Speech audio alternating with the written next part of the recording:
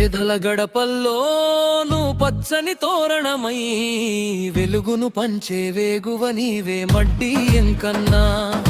ఆకలి కడుపులకు ఆసరమై నువ్వై ఆపద పీచే గంటై నిలిచే ధైర్యం నువ్వన్నా. నువ్వు నిండు పున్నమి వెలుగాలుదు పిలుపల పెద్ద కొడుక. నువ్వు సమతా మమతల పిలుపా సాగే ఉద్యమ కేక. వేదన తీర్చిన వెలుగే నీవన్నా.